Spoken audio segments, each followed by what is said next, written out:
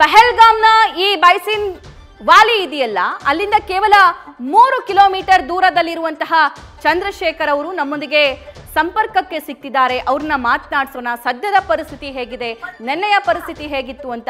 Sir ನಮಸ್ಕಾರ. ನಮಸ್ತೆ madam, ಹೇಳಿ.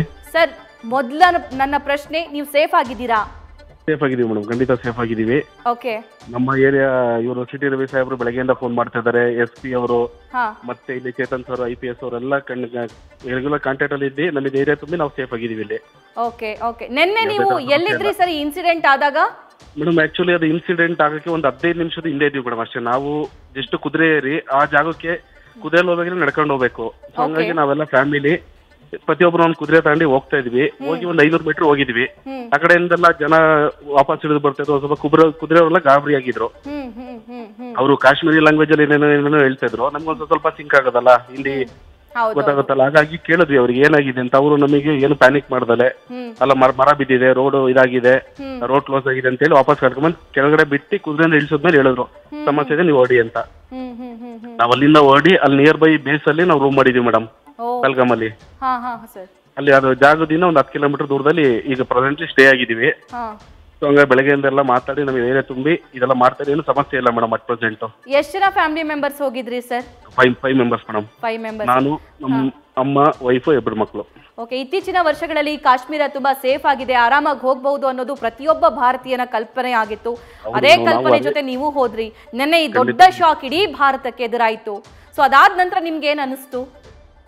ನಮಗೆ ಫುಲ್ ಗಾಬರಿ ಆಗ್ಬಿಡ್ತು ಮೇಡಮ್ ನ್ಯೂಸ್ ಎಲ್ಲ ನೋಡಿ. ಯಾಕೆಂದ್ರೆ ನಾವು ಇಷ್ಟು ದಿನ ಲಾಸ್ಟ್ 1 ವರ್ಷದೊಳಗೆ ಈ ತರ ಅಟ್ಯಾಕ್ಗಳು, ಕಾಶ್ಮೀರ್ ಸೇಫ್ ಅನ್ನೋದು ಪೂರ್ತಿ ಇದು ಬಂದಿತ್ತು ಆರ್ಟಿಕಲ್ 376 ರದ್ದಾದ್ಮೇಲೆ. ಆಯ್ತಾ, ಇವಾಗ ಈ ಪರಿಸ್ಥಿತಿ ನೋಡ್ರೆ ನಮಗೆ ಒಂದ್ ಸ್ವಲ್ಪ ಗಾಬರಿ ಆಯ್ತು. ಅದನ್ನು ನಾವೆಲ್ಲ ಇದ್ ಮಾಡಿ ನಾವು ಜಸ್ಟ್ ಮೊನ್ನೆ ಬಂದು ಲ್ಯಾಂಡ್ ಆಗಿದ್ ಮೇಡಮ್. ಫಸ್ಟ್ ಪ್ಲೇಸ್ ಪಹಲ್ಗಾಮ್ ಹೋಗಿದ್ ನಾವು. ಫಸ್ಟ್ ಪ್ಲೇಸ್ ಅಲ್ಲಿ ಹೋದಾಗ್ಲೂ ಈ ತರ ಇನ್ಸಿಡೆಂಟ್ ಆಯ್ತಲ್ಲ, ಹಂಗಾಗಿ ತುಂಬಾ ಮನ್ಸಿಗೆ ದುಃಖ ಆಯ್ತು ಮೇಡಮ್. ಅದ್ರಲ್ಲೂ ನಮ್ ಕರ್ನಾಟಕದೊಬ್ರು ತೀರ್ಕೊಂಡ್ರು ಅಂದ ತಕ್ಷಣ ತುಂಬಾ ಗಾಬರಿ ಆಗ್ಬಿಟ್ವಿ ನಾವೆಲ್ಲ. ಸರ್, ವಾಪಸ್ ಬರೋದು ಯಾವಾಗ? ಎಲ್ಲಾ ವ್ಯವಸ್ಥೆ ಆಗಿದೆಯಾ? ಅಲ್ಲ, 26th ರಿಟರ್ನ್ ಇತ್ತು. ಈಗ ಈ ಚೇತನ್ ಸರ್ IPS ಫೋನ್ ಮಾಡಿದ್ರು, ನೀವು ಯಾವ್ದೋ ಕಾಶ್ಮೀರಿಗೆ ಬನ್ನಿ, ಸಾರಿ ಶ್ರೀನಗರ್ ಬನ್ನಿ, ನಾನೆಲ್ಲ ವ್ಯವಸ್ಥೆ ಮಾಡ್ತೀನಿ, ಅಲ್ಲಿಂದ ನಾನು ಫರ್ದರ್ ಏನು ಮುಂದೆ ಅಂತ ಹೇಳ್ತೀವಿ ಅಂತ ಹೇಳಿದ್ರು. ಅದ್ ಬಿಟ್ರೆ ಇವರು ಯಾರು city Ravi PR direct touch ಅಲ್ಲಿ ಇದಾರೆ, ಮತ್ತೆ ಸಂತೋಷ್ ಲಾಡ್ PR ಮಾತಾಡ್ತಿದ್ದಾರೆ ಅರೇಂಜ್ಮೆಂಟ್ ಗೆ. ಸೊ ಸರ್ಕಾರದಿಂದ ಯಾವ್ದೇ ರೀತಿ ತೊಂದರೆ ಆಗಿಲ್ಲ ಮೇಡಮ್, ನಮಗೆ ಸಪೋರ್ಟ್ ಸಿಗ್ತಾ ಇದೆ. ಈ ಇನ್ಸಿಡೆಂಟ್ ಆಗೋದಕ್ಕೆ ಅಂದ್ರೆ ಕಾಶ್ಮೀರದಲ್ಲಿ ಆರ್ಟಿಕಲ್ 370 ಅದು ಬಾನ್ ಆದ ನಂತರ ಎಲ್ಲೆಂದರಲ್ಲಿ ಭದ್ರತೆ ಇತ್ತು ಸರ್, ಬಿಗಿ ಭದ್ರತೆ ಇತ್ತು. ಉಗ್ರರ ಅಟ್ಟಹಾಸ, ಸದೆ ಬಡಿಯೋ ಕೆಲಸ ಆಗ್ತಿತ್ತು. ಈ ಬಾಲ್ಕೋಟ್ ಏರ್ ಸ್ಟ್ರೈಕ್ ಆದ ನಂತರ ಒಂದ್ ಸ್ವಲ್ಪ ಹತೋಟಿಗೆ ಬಂದಿತ್ತು. ಯಾಕಾಗಿರಬಹುದು ಅಂತ ಅನ್ಸುತ್ತೆ? ಯಾಕಂದ್ರೆ ಮಾತಾಡಿರೋರು ತುಂಬಾ ಜನ ನಮ್ಮ ಜೊತೆಗೆ ಅಲ್ಲಿ ಅಷ್ಟು ಪ್ರಮಾಣದಲ್ಲಿ ಭದ್ರತೆ ಇಲ್ಲ ಅಂತ ಹೇಳ್ತಿದ್ರು. ನಿಜಾನಾ ಸರ್? ಇಲ್ಲಿ ಲೋಕಲ್ ಅದೇ ಹೇಳಿದ್ರು ಮೇಡಮ್. ಯಾಕಂದ್ರೆ ನಾವೆಲ್ಲ ಕೇಳಿದ್ವಿ ಆರ್ಮಿ ಅವರು ಇರ್ಲಿಲ್ವಾ ಇದಕ್ಕೆ. ಆರ್ಮಿ ಅವರು ಇತ್ತೀಚೆಗೆ ಒಂದ್ ಸ್ವಲ್ಪ ಈಗ ಸಮಸ್ಯೆ ಇಲ್ವಲ್ಲ ಮೇಡಮ್, ಹಾಗಾಗಿ ಅವ್ರು ಲಿಮಿಟೆಡ್ ಆಪರೇಷನ್ ವರ್ಕ್ ಮಾಡ್ತಾರೆ ಅನ್ನೋದು ಇತ್ತು.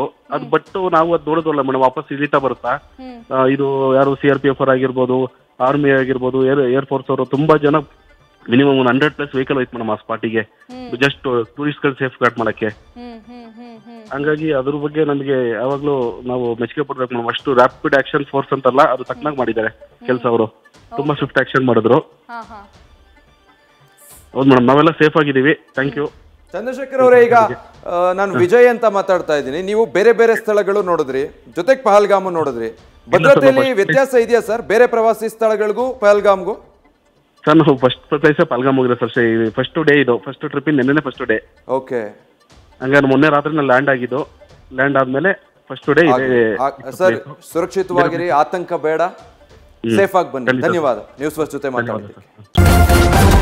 ನ್ಯೂಸ್ ಫಸ್ಟ್ ನಿರ್ಭೀತಿಯಿಂದ ನಿಮ್ಮ ಪರವಾಗಿ.